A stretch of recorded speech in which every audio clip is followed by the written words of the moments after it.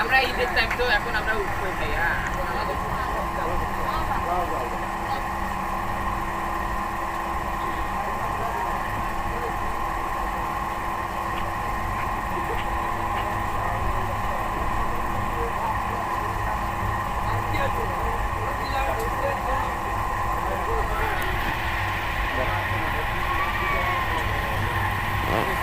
Nah, itu kena aku sedikit, Mbak.